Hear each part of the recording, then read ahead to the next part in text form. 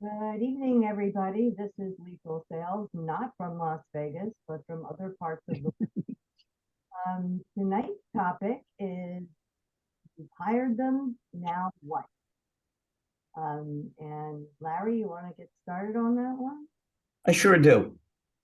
It's an interesting conundrum for me because I should basically encourage these people to continue to be inept with retention because it just means they need me to come in more and bring more people in. But I really wouldn't mind if they were more effective and they just called me in once in a while for a refresher for training. You want to see this industry as a whole move forward as perfectly as possible.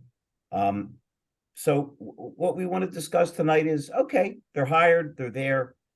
What do we do? What do we do to avoid the ball dropping? What do we do to make the entrance into the dealership world seamless, to keep them a part of the team, to keep them pumped up, to keep them advancing? You would think that it really wouldn't be that difficult a path, but obviously it must be because we've always had a lot of turnover. We're probably going to have a lot more as people come down to earth with what the numbers are compared to what they've been. So we've got a little bit of a light crew, but we got very special guests with us, Jeff and Mike, just because a lot of people are a digital dealer. So let me turn it over to Peter and get his opinions and thoughts, and then we'll bounce back and forth between Jeff and Mike. And as always, we thank anybody checking us out. We certainly thank Jeff and Mike, who have become And great friends and invaluable parts of the show. Peter? thank you, Larry. First of all, we the absolute foundation of a dealership is people, process, and then technology. Larry handles the people process very, very well with his hiring and initial training. But where I see a lot of people falling short in this industry is that we just walk away from that once they've signed the dotted line that they're on board with us. That's where we believe that they're on board and we walk away. We need to absolutely change our mindsets from changing it from an orientation process to an onboarding process. We have to look at long-term training and coaching, and we have to look at goal setting, and that will determine the altitude of where we take our people. Would you agree with that, Jeff? 110%. I mean, I think that it's the difference between having a job and having a career, right? And I think the dealerships are short-sighted for the most part because they need to fill a spot. And nobody's talking to that guy about, here's what you can expect 2 years down the road or in a year, right? You'll get bonuses, what have you. And I've shared multiple times, my son getting hired with an AutoNation store. I quiz him every night when he comes home because I have questions like this. Did they do this? How did they onboard you? And because as an industry, and they're the big kahuna or one of them, right? And you'd think that they have a process laid out that's very, very clear, and they don't. And I've worked for other billion-dollar companies that same thing. Everybody thinks they're glossy on the outside, but you get inside. So even the big guys don't have it figured out. But Just to throw in, Jeff, I personally think, and I bet you everybody on the show thinks, that it's actually the opposite, that these bigger companies tend to be more screwed up than the smaller companies. And I've used this analogy before. If two of us are in a rowboat and we want to go left instead of right, we just change what we're paddling. But with these big ships, it takes so long for them to turn around and so many people to consult before they can make even the most basic decision. It's crazy. Let me just throw this in because I was telling this to somebody the other night, and it's true. Many years ago, I dated a female engineer when there weren't a whole lot of female engineers. And I said to her, what is it like working with a mostly male field. She said, Larry, it strains my patience. I sit in a room with a bunch of guys and they'll actually say things like, well, it's fine in practical application, but will it work in theory? And that's what I see with a lot of these companies. You get 92 people walking around knowing exactly what to do, and nobody can pull the trigger or is willing to pull the trigger. Hey, it looks like Don Graff is with us. Hey, and, how are you? And Russell Hill. Russell Hill is kind enough to join us. I'm sure he's a digital dealer. I know because I don't see John Lennon over his right shoulder. And Don Graff will not be back for the playoffs, but he's still rooting in the Philadelphia Phillies. Would that be correct, Mr. Graff? That sounds good. Can I, Yeah, Jeff, please. I just want to finish with one other thought. And I've had this for a while on our conversations, but it's more apropos here. So through studies and stuff too, and Larry, you may know the timelines better, but I know through other clients that are in the training business, they say like the 3-year mark, if you can keep somebody that long, it's smooth sailing after that. And the return on investment pays, for that employee to keep them. So they say, why isn't the GM walking around with the list in his pocket of the 2.5-year guys, and going up and schmoozing them, and knowing about their family and asking them about their baseball, Larry, their kid playing baseball and all that, because, that's the precipice. And, if we just hire somebody for a job, well, they can go get a job anywhere. Let's try to make it a career for them, understand what they want and need. And then how does that mate with what we can offer them? Longer than a 6-month. And we talked about it on the last show, and I'll end with this, that, the mentality of a dealership is month to month. So, how do we think 2 years? What's going to happen in a year? I don't think dealers can grasp that concept overall. Most of them that I know don't. But Jeff, let me, I'm always kind of, just to stir the pot and get everybody smiling and thinking, I tend to bash our industry. The whole world thinks month to month. Right. I mean, if you look at how people live their lives and the way they don't set their goals and the way they continue to do the same dumb things they've always done, only even dumber, it's just the way we roll. I've done many terrible things in my life. Okay. I'm not sure I'm ever getting into heaven. Luckily, I'm Jewish and we believe in a whole different set of rules here. But let me say this to you. I never put anybody in a 96-month finance or an 84-month finance. I'm not an angel. I just thought it was stupid because they come back and be in love with me and go, let's go, Mr. Feldman. Go where? You're stuck. I think I made Russell smile a couple shows ago when I said sold a zillion warranties and made a lot of dough, but I never let him do a $100 deductible.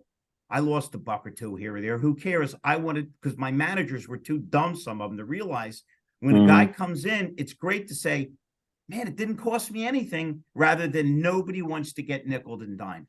Exactly. The whole world thinks So- short term. I'll jump in on that one for just 1 second there, Larry. The world works on a 30-day cycle. We all do it. We have a monthly budget. We don't have a weekly budget. No one works on a daily budget. They work on a monthly budget, and that is true.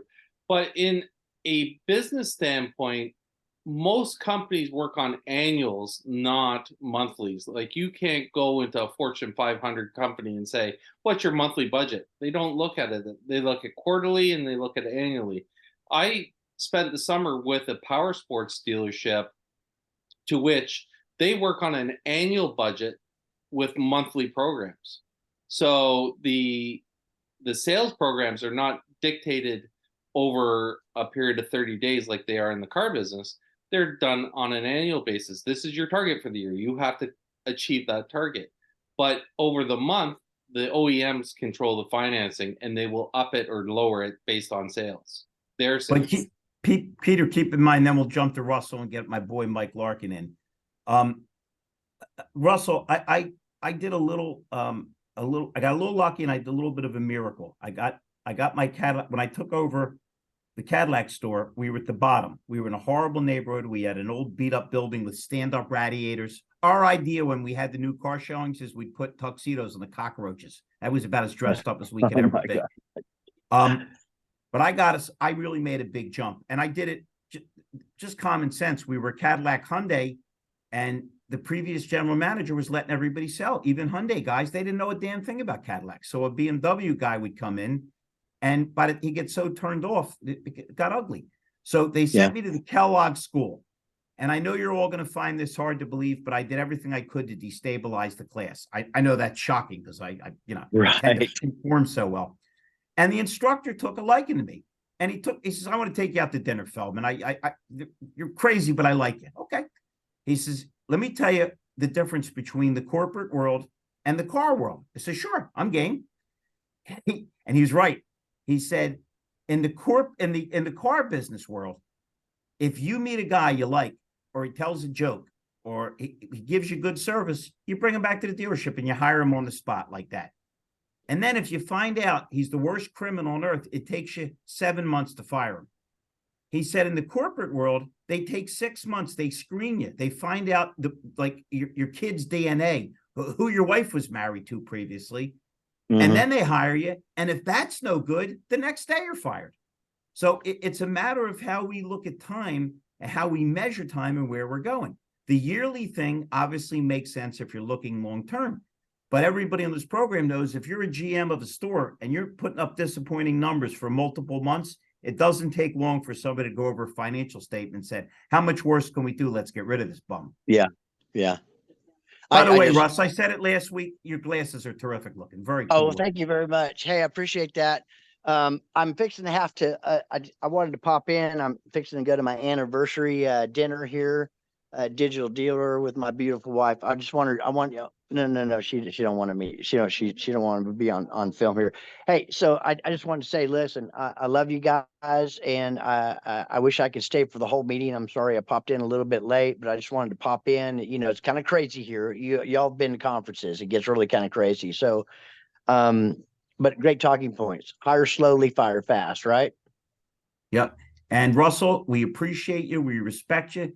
You tell your wife, I'm sure she looks lovely, and She happy does. anniversary and all that stuff.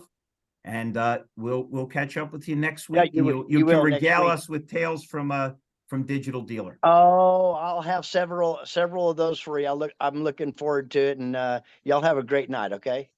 Thank you care, so Russell. much, my friend. Thank you. Yeah. Thanks. Bye-bye. Larry, I just wanted to get back to what Jeff was saying there a couple of minutes ago about 2 and 3 year people and longevity. I was reading a couple of weeks ago that the Germain Group had done a study, and they were working on getting their people beyond 3 years. They found that in a study that if they got their people to stay up to 5 years, and this is before the recent spree of buying, I think 6 or 7 more dealerships, that would save the corporation, you're sitting down, $9 million in hiring expense. And Why don't Don get a hold of these guys? Tell them I just want $1 million, and I'll threaten everybody's life or put an electric ankle bracelet on and monitor them, not let them leave the building. You know, and they've been able. Can you imagine having $9 billion to burn because your managers aren't smart enough to make people feel part of a team?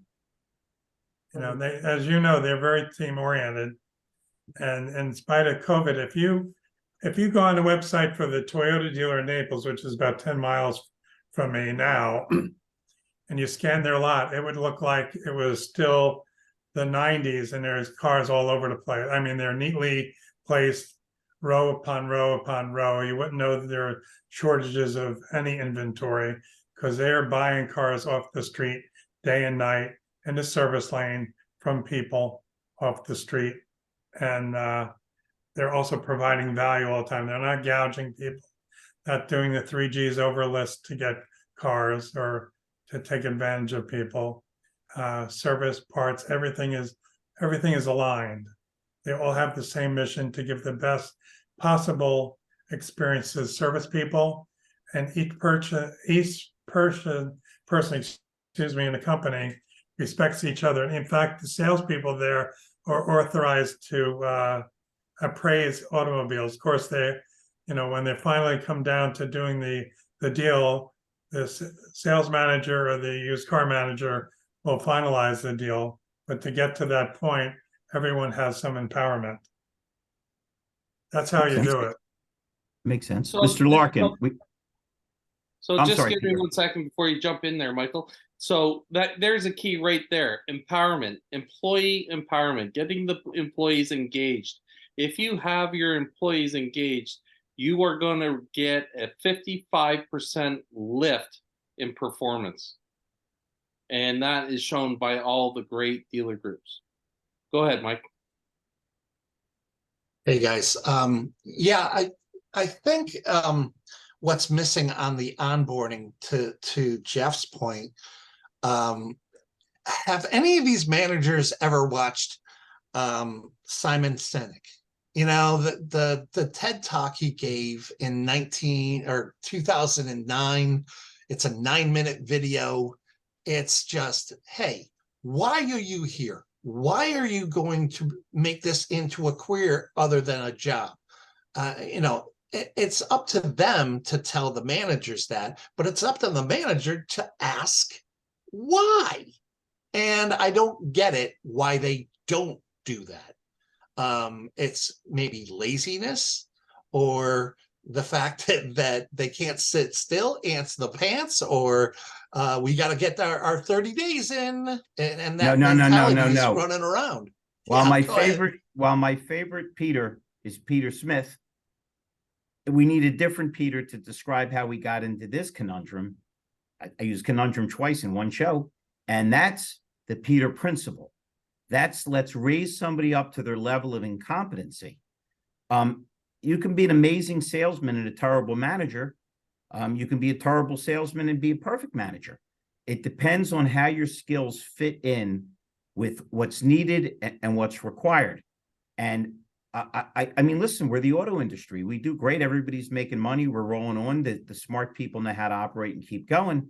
But do we all agree that a lot of managers, and not just in the car business, in a lot of fields, just aren't really equipped to do what they're supposed to do? And the resultant thing is, if you don't know, you know, if you have a navigation system and you don't put in the coordinates, you're never going to get there. Mr. Granada, it's so nice to see you, sir.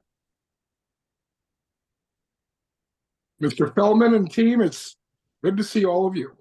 So I got to throw this question out to everyone. We've all been in the car business for quite some time. We've all been in dealerships all over the countries and seen everything that we care to see. Would you agree that job descriptions do not relate to job responsibilities? Meaning that we give someone a job description, you're going to do this, this, this, and this every single day. But when the door opens and the person walks into their office, that job description goes out the window and everything's their responsibility, and they get inundated with tasks, and more tasks than is actually their responsibility, and they become accountable for those actions. Would you agree with that? Sure. It's like one of the most important things you can do is have everybody draw up a description of what they think their job is, and then sync that in to what they really should be accountable for and what they're actually doing. And again, I want to broaden it. It's not the car business. It's endemic in the world. Exactly. People look in the mirror. I don't know what the hell they see, because they sure aren't seeing themselves. You get very few accurate assessments of what people's capabilities are, what they know, what they don't know. You know, even though I can't color in the crayon lines, I don't have that capability. I know when to stay in my damn lane. I'm not calling anybody up and saying, if you need any technical advice, please call me. I don't know what the hell I'm doing with that. But I know what I'm capable of, and people that know what they're capable of can accomplish a tremendous amount by pushing forward with their level of expertise. But we put people in positions without a clearly defined goal or accountability, and you're always going to have you have to, because listen, one of the reasons that people pay me and Peter and lots of other people to come in and train is they're not good trainers. I'm not knocking them. It's nobody's good at everything. But if you don't have a clearly defined role, sometimes, and this is going to sound a little odd, sometimes we avoid things like a little kid that breaks a lamp and closes his eyes so nobody can see him. Sometimes we avoid getting involved in things because we're afraid we'll fail or we're afraid we'll look bad. Has everybody on this panel seen somebody not hire somebody because they thought the guy was sharper than them and they were intimidated, rather than being smart enough to say, this guy's going to make me look good. I'll learn from him. He'll learn from me. Exactly. And that happens all the time, Larry.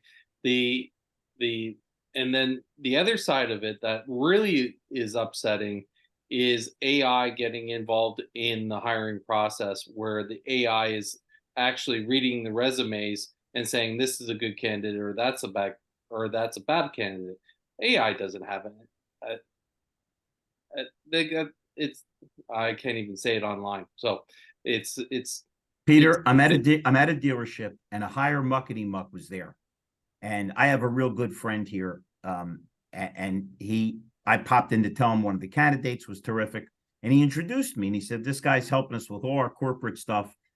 And Bill, my buddy, was kind enough to say, this guy's the best recruiter I've ever seen in my life. He trains her, he's great. And the guy said, oh, do you use, predictive behavior analysis? I said, absolutely not. I wouldn't even think of using it. I'm trying to get real people and relate to them. And the next night, Bill, it's my buddy here, and I went to dinner. And he said, man, I was afraid you were going to do something crazy when that guy said that, but you handled it right. I says, Bill, do you use it? He says, Larry, I do use it. And I was surprised. He said, if they passed the behavior predictive analysis, I don't hire them. And if they fail it, I hire them. Because who is good and excited that would fit into those goofy analysis? Well, how many times do you see a test that says, are you calm? And then the next question says, are you content? Are you this? And they ask the exact same question 15 times. And what are you And gonna now do? you're no longer calm. You can feel your Yeah. blood pressure rising. Yeah. Oh, absolutely. It's ridiculous. Well, I think part of that predictive analysis is something that a lot of big companies, at least in my experience with several of them, they like to wave that flag around to their shareholders, right? Makes them look smart. Hey, this is our screening process, for hiring. Everybody goes through the mill here before we even talk to them. And interesting, Peter, to echo your thing, and again, just to talk back about my son, he sent an application online with AutoNation.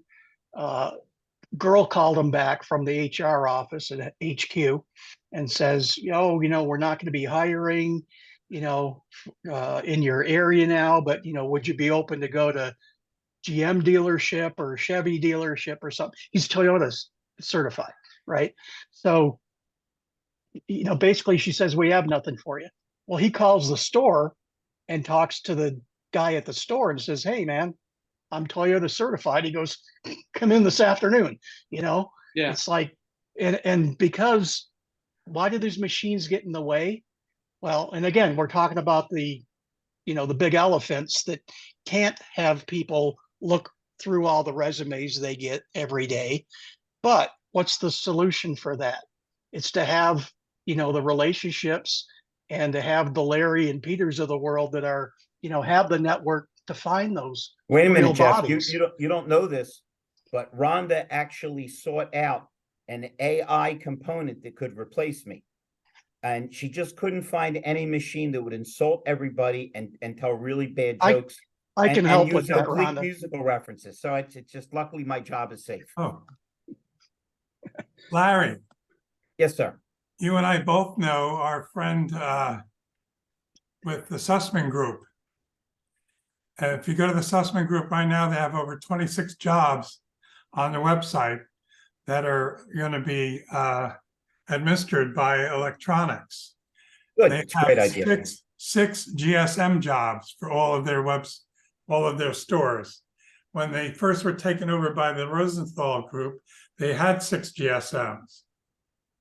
They had I used this in my talk in Indianapolis at Reynolds. They had promised a particular director of, I think it was the Acura store, the service director, to be the overall director for their 6 franchises there, and they didn't give it to him. He left the company and he took 15 techs with him. Does Right. anyone know what that costs the company? Listen, I do. you What's need, a you bay, need to what's have it them cost to watch. run a bay a week? Don, It's like $5,000 a bay. It Don, costs you them need, $100,000 a month. you need to have them watch Dr. Strangelove. You know, When the how to dealers stop saw worrying and that learn. slide in the session, their eyes bugged out of their head. Well, listen Well, to me. the Listen to me. issue with How are you going to replace putting your arm around somebody, saying, I appreciate you, you're doing a great job. Is there anything you need from the company? Is there anything the company can do for you? We have no communication as an effective tool anymore. 4 people sit in a restaurant, all 4 of them on their iPhones, not looking at each other. For every call I get where somebody says hello, either they hang up because they didn't expect somebody to answer, or there's a long pause because they didn't expect it. So instead of saying, let's correct this and let's make this better, let's shove a bunch of robots in. It's So- nuts. So here's something that you and I briefly talked about last night, Larry, was what the main problem with this whole after effect after someone is hired is that the only thing that shows up on the financial statement is P&L. That's the profit the person made and the loss from their compensation. That's what shows up on the statement. That's what the stakeholders look at. They don't look at the person was there for 6 months and was on a trajectory upwards, but couldn't work with the manager. And now it's going to cost you $35,000 to replace that person, or $70,000 to replace that person. And how many people are they going through in an annual basis or a biannual basis or so on? And you look at the numbers that Don talks about of $9 million, of $2 million. You look at a technician. A technician is $150,000 to replace. And Rhonda, people, I have to raise my prices. Oh, you should. I mean, look at you're talking about, Peter, the lost revenue and then Yes. the cost to repeat. They have not recovered yet. I No, talk to my friend Pat all about it all the time. They have not replaced all of those technicians yet. well, Joshua Taylor, who's on this show quite often, he's a brilliant guy. He did a massive survey on the tech in the fixed ops world. In that, in his calculations from his 3-year study, it takes for if you lose a master technician and you replace them that week, it takes 3 years to recompensate the loss of the original master tech, even though that you've replaced them right away. Well, listen, let me ask you a question. Has everybody in this program worked with a manager that was weak and he let a salesman take too many ups and the guy didn't close any of them? What did that cost in terms of lost business and the business that came off of that lost business and the service that might have come off of that lost business? Oh, absolutely. In my book, in my book, Peter, I say it right. If you want to get rich, act like you're broke. And if you want to go broke, act like you're rich. I don't care how big your company is. If you take your eye off the ball, bad things can happen. I don't see anybody on the show that's 17, except my lovely friend Rhonda. Do we all remember when GE was the second biggest corporation behind General Motors? The hell happened?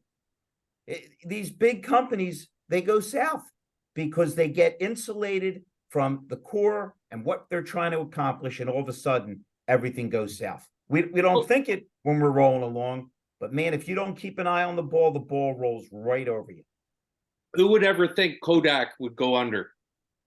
That was an easy one because the people that were entrenched were so stubborn about embracing new technology that they could have. Listen, I've told this story before.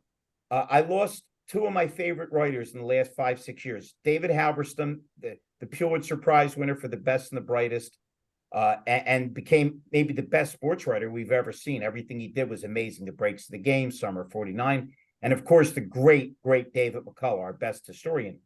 But Halberstam wrote a book, Jeff. If you ever want to spend a lot of time reading, because it's like War and Peace, he wrote a book called The Reckoning, about Ford being in second place to GM and Nissan being in second place to Toyota, and he talked about how out of touch car executives were in America. You know, the arrogance, the Japanese will never catch us. and that Henry Ford, the second, not the first, was offered the chance to buy Honda, not a Honda franchise, the whole thing, and turned it down. So there's a long history of car people being short-sighted. Again, we're not youngsters. Remember when, nobody's going to drive small cars. The Arabs pulled the oil embargo. All of a sudden, you couldn't give a big vehicle away. So there's a long history, right? Don, remember the old days when our theory of General Motors was ready, fire, aim? Right. We started that. Mike I Larkin remember started- appraising Grand Prix, and the joke was, they better have some gold bars in the glove box, or we're taking it out back and we're going to be weighing it for scrap. Now, wait a minute. The best car I ever owned in my life, my first car, was a '69 Grand Prix. Love And I those get- I cars. Loved They're it. All gorgeous. right, let's hear from Mike Larkin. He started to talk and we jumped in, and my buddy William Granada, who took the time to show up. Mike, William, let's hear some words of wisdom. Well, you know, I was saying about Simon Sinek. I mean, you got to know your why. Peter True. talked about the people, the process, and the technology. I've been focused on the technology as far as the car dealerships, but I'm working on the outside in. Now, when you say And- technology, I just want to nail it down. I can open my car garage door with my garage opener. Is that what we're talking about? I just want to see what level of sophistication I'm making sure I'm dialed into. Yeah, you're dead on. I mean, the press of a button, you know? I mean, Like having Nikolai Tesla's ghost on the show. Go ahead. right? Oh my God.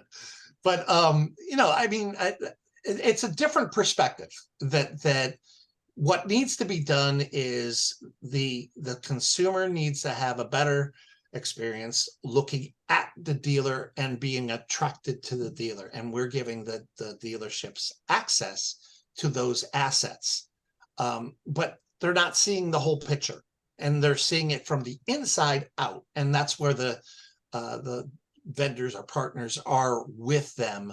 As far as AI, you know, we talked this morning about a company that I'm doing business with, and he was all excited about I forget the name. I said 4 Eyes or something like that, but it's a technology company that can tell the dealership when a person was on their website, left their Right. website, came back to their website, and it will notify the dealership. But what they don't have is anybody monitoring that to Right. say, hey, when is that person on your website? And then notify a manager or salesperson when they come back. Well, what's the use of having, you know, somebody coming back and you being told they're coming back with nobody responds to that?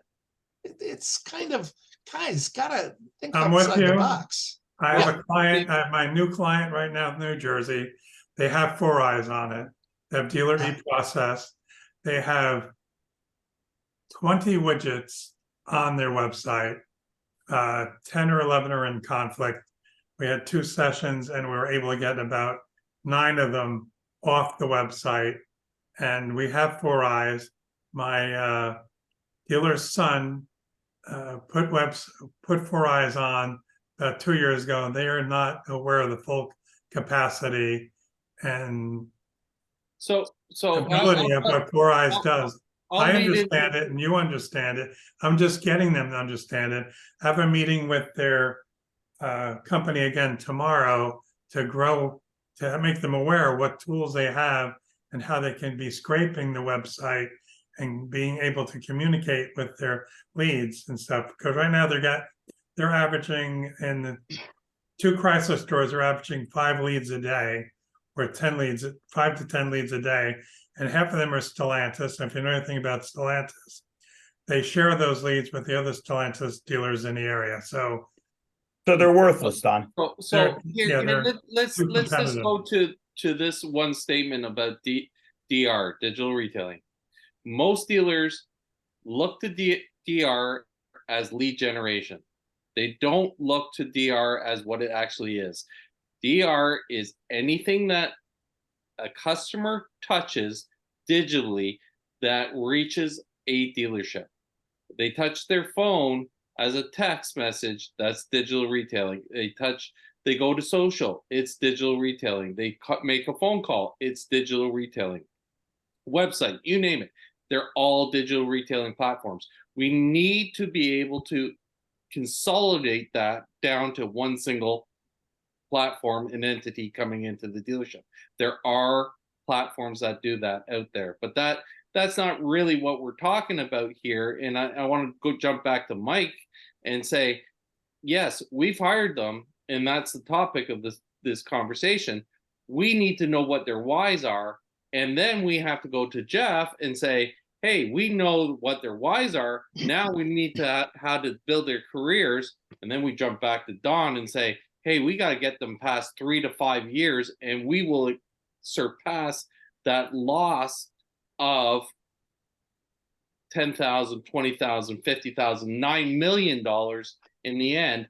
And how do we get there? And what processes do we put in place now that we have our people? We'll use the technology to keep that, but we need to bring our people into that. Let's hear from William. I have a couple of points, but I didn't want to take the mic. William, he must like you. He never has any problem skipping me. You know, when you're quiet like me, you're often overlooked. Go ahead, William. Listen, when it comes down to employee retention, employee onboarding, you know, anything that you use with vendors in today's day and age, it always goes back to the very first thing, right? Do you know how to use it? Do you know what it stands for? Do you know how to properly engage every single tool? And the reality is, in our industry right now, the same way that it was 10 years ago, 20 years ago, whether it's dealer principals, you know, chairman of the board, a lot of people in these positions don't know or don't want to know that they don't know. They just think that they know. And unfortunately, as a result of that, it's a snowball's effect down to the different department heads above and beyond that. And unfortunately, there's just not enough people, and they could say all they want. And listen, we can include ourselves because we're in the industry, and it's unfortunate. There's not enough people actually pulling the levers the right way to know how to use it, what to do, and just how to make things better. At the end of the day, you either care or you don't. And unfortunately, for a lot of these companies, they can say they care all they want. They can throw money at it all they want. But the results of it is... William, would you agree that they care when the profitability is down and they don't care when the profitability is up? Absolutely. But at the end of the day, when your profitability is up, how much higher could it have been if you cared? Right, that's the stuff that doesn't show up on a statement. Exactly. Right. How much higher would it have been if you actually have people engaging and becoming, we don't have to become experts at it, but let's just say that they become top level users at these respective programs. Here's what I've always said. If you make a dollar, you're profitable. If you make $10, you're profitable. If you make $100, you're profitable, and so on and so on and so on. Up to $1 million, you're profitable. Each one of you is profitable. But how did you get there, and how could you get to the next level? Can you get to the next level? Do you have that empathy and that respect for your team to care enough to bring them to the next level? And that's one of the things that's important about this call. Where do we take our teams next? We have to have that empathy and that caring to bring them there. Which no machine can replicate. No Exactly. machine. They might be able to think quicker than us with their electronic synapses, but they can't empathize. If it's not human, you're done. And the fact that we're getting pushed to be less and less have human contact makes no sense. Again, I'm not complaining, because the more screwed up these companies get, the more they need me and Peter and everybody on this darn show. But it's exasperating sometimes to see people move away from human contact. I got a kid, William, that I'm trying to get a job, and he had quote unquote a family emergency. I don't know how the whole country hasn't collapsed into a crevice because 1 out of 3 people seem to have a family emergency every time they're coming in for a job interview. So he reaches back to me and he says, I said, if things clear up, reach out to me. I'll be glad to help you. Texts me and says, cleared up. I want to come in. Great. Call me. That was 5 hours ago. Maybe 10 years ago, Larry Feldman had a little more patience. If you can't communicate on a basic level, if you can't, I mean, again, I'm stupid enough to try to talk to everybody and answer the phone all the time and reach out. But people aren't smart enough to grasp, hey, there's somebody that actually wants to talk to me. It's just our society. We keep getting farther and farther away from the things that matter, which is the core values of people communicating with people. We drive ourselves into the fact of instantaneous response because we're all driven by these things. That's right. And we want instantaneous response. So if I text you, Larry, and you text me back, I expect that because you text me, that you should be able to talk to me. They don't, and that is could be a reasonable scenario. But or if you call me and I text you, I expect you to text me back because that was the communication I responded to. We've lost that relationship model that says, and that respect for each other, where we turn around and say, you know what, Larry, yeah, I had a family emergency. I couldn't make it. Now I'm available. What time works best for you? Well, give me a call. I'm still wrapping this up. Can we talk at 9 o'clock in the morning? And you, at that point, you say, hey, yeah, absolutely. I have space at 9 to 9:15. But people haven't been educated enough lately because of this instantaneous response that we're all used to. The education of life, the civics of life have gone. They're eliminated. Peter, they were, I don't know if they were ever there. Explain to me, you guys are all smart. Explain to me why they teach algebra and not how to balance a checkbook. Yeah. Well, and I wanted to just say a client of mine who I've introduced Larry to, Dan Malloy, teaches his clients something called the language of commitment. And you can take that and apply that both to the dealership that's hiring and the employee. You know, the whole basis of communication is based on, I'm going to do this for you, you know, you're going to do this for me. So it's exchange of commitments. That's really what commerce is too. And, you know, people don't understand, and especially, you know, I'm probably even grayer than Peter, but none of us are young here. But anybody that's coming up that's sub 30, you know, they grow up with the thumbs. That's how they communicate, right? So it's different than the guys buying Cadillacs. And I don't know what the median age is today, or Buicks, what have you. But, you know, I think the younger generation has now forced people like me that have a little snow on the rooftop, you know, to be multi-channel, omni-channel, I guess would be the best way to say it. And I'm a technology guy, so I'm not a good example.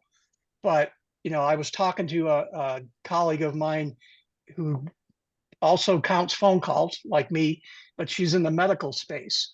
And she says, you know, I got into this because I had, you know, a health issue and my doctor never communicated back to me or told me how to deal with it and stuff too. So she said, boom, light bulb went off. I need to do this for the health community. But you've got to blend in the technology, Larry. You can't just throw it to the curb. You know, I'm using AI in a way to enhance learning of what's going on in conversations at a dealership, right? Doesn't replace the human. And I would never, ever, I'd fight against that. But it puts another big driver in their golf bag, a new driver. And I think we all have to learn how to swing that regardless of what color our hair is. Listen, forget about your hair color. Okay, here's the deal. There was a brilliant comedian. Thanks, Peter. there was a brilliant comedian named Lenny Bruce. And Lenny Bruce was outrageously funny and preferred to use foul language. And they basically crucified him and died a broken man. And now, but he was funny. He used the language as, to push ideas forward. But he was funny. And now you can turn on any channel and hear guys throw 97 F-bombs around who aren't funny. So what happens is things become normalized and we get used to them and we accept them. And all of a sudden, by the time we realize we're on the wrong track or we're backwards, it's over. It's over. We're seeing it in every aspect of our life. We're certainly seeing it, with what's going on with all the horrible, tragic events that are going on, in the world. But I just go back to the human thing. Dan Malloy is absolutely hooked in. He's technical. He's smart. He's sharp. He sought me out. He says, I want you to be on my calls. He didn't ask my tech. Says, Larry, I just like you. I like your personality. What the hell happened to dealing with people because we like them? What happened to striving to be likable, to be accommodating, to be a little bit considerate of the people, around us? Mike Larkin, I heard from Mike Larkin talking to Jeff and Jeff talking to Mike that they agreed that I got the strangest social approach in history because I torture people. When they hang up, they go, that was fun. When can I get tortured again? If I didn't come across as a person that actually liked them and cared, I get shot because I go after everybody. So the key is to inject. Yeah, of course you want to use technology. Okay. But I can see where this is going. Sussman didn't put their arm around a manager and he left and took 15 texts. So the answer is have less human contact because I'm sure the manager the machine manager will stay forever. I see it everywhere I go. I see it in every aspect of life.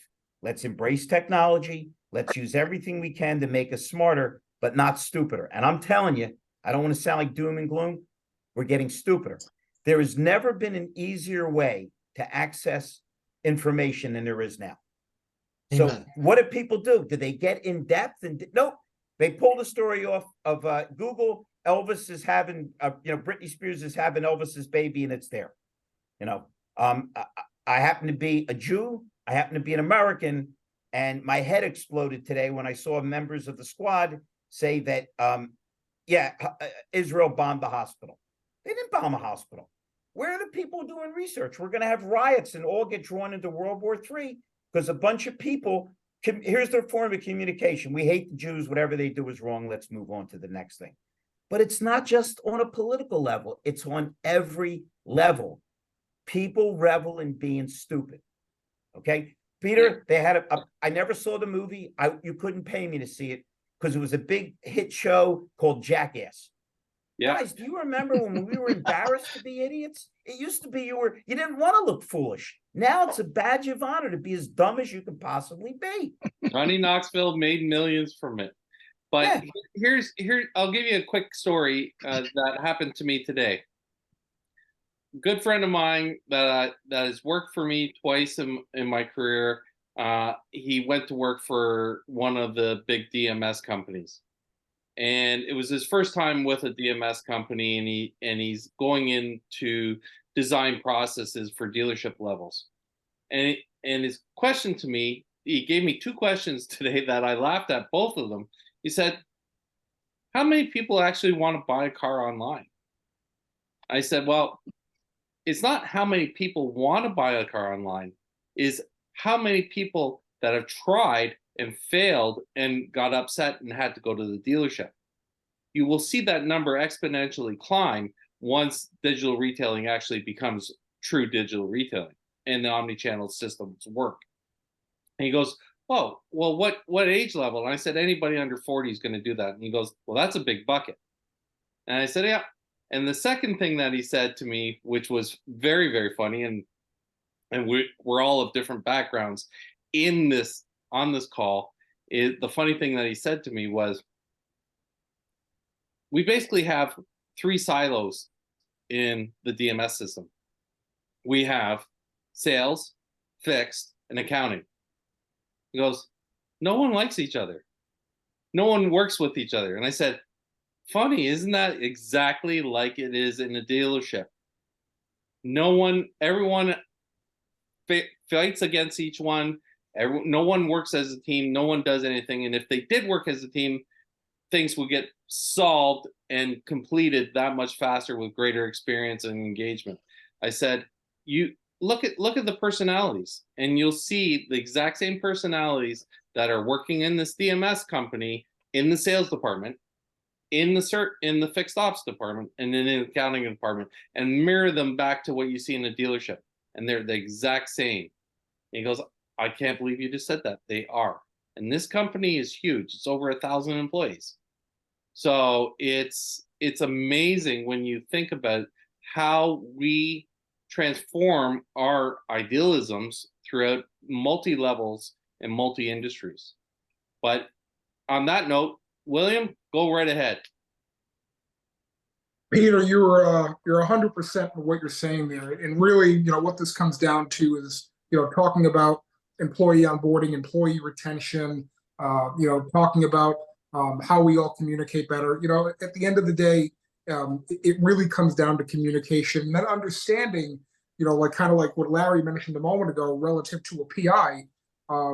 Sometimes people don't know how to read PIs, right? But then they want to discern that they do know how to read a PI and make an assessment based off of that. I think at the end of the day, if in this industry, the same way that Larry is shown to be an excellent communicator, the same way that Mike knows how to communicate, the same way that Peter, you know how to communicate, the same way that I think I know how to communicate, is in today's day and age, we have the ability to communicate in such a fast and expeditious way.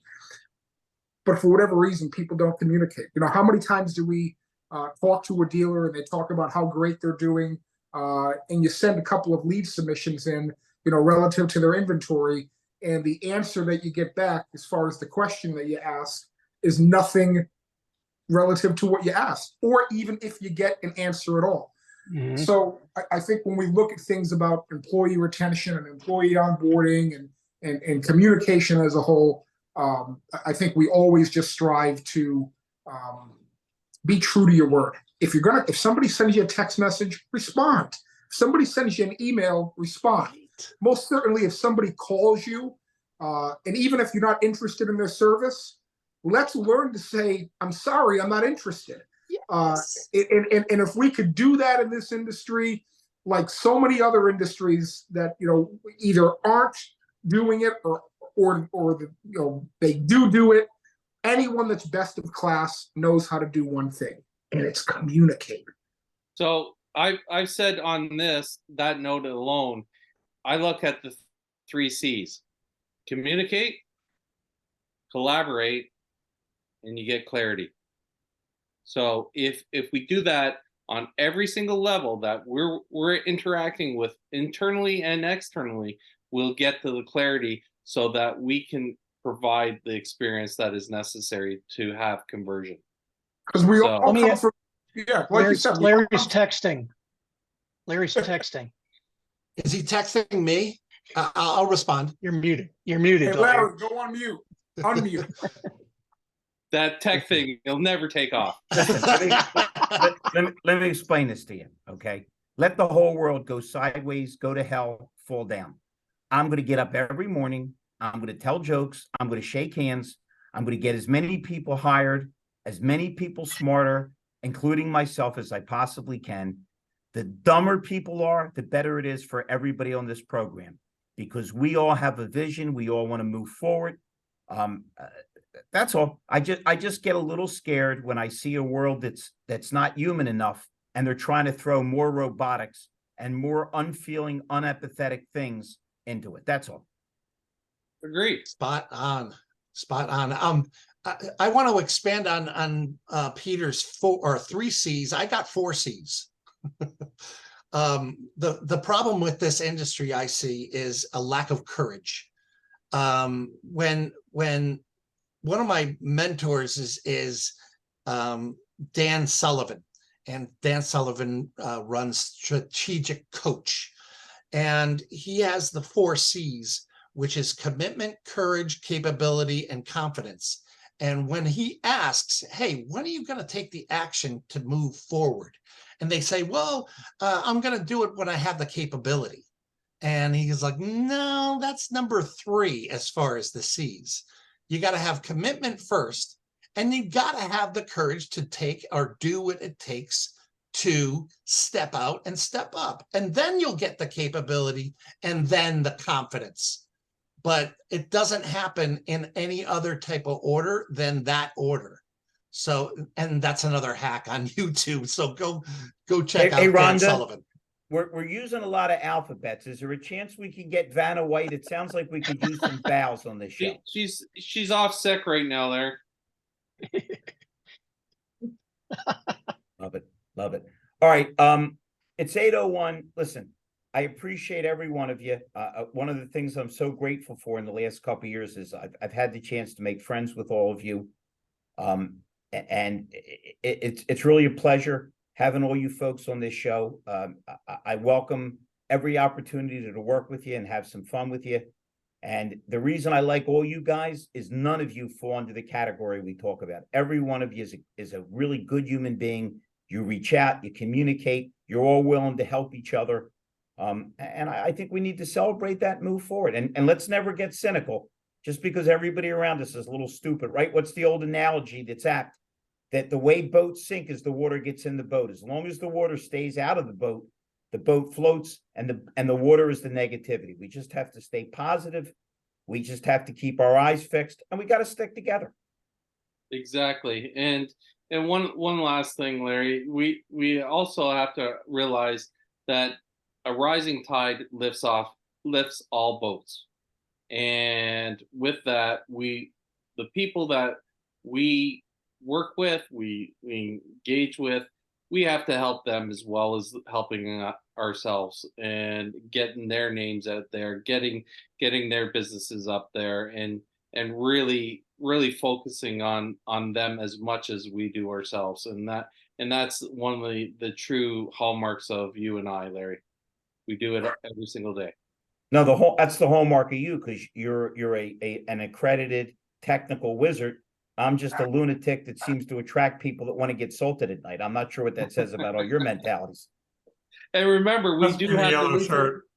the Lethal Sales LinkedIn page now, and we're moving along through other opportunities as well.